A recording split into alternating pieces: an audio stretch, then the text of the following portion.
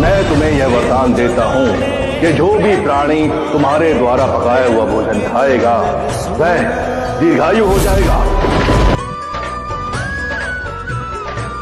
प्रेम पुजारन प्रीत को देखे बिन नहीं खोले नैना,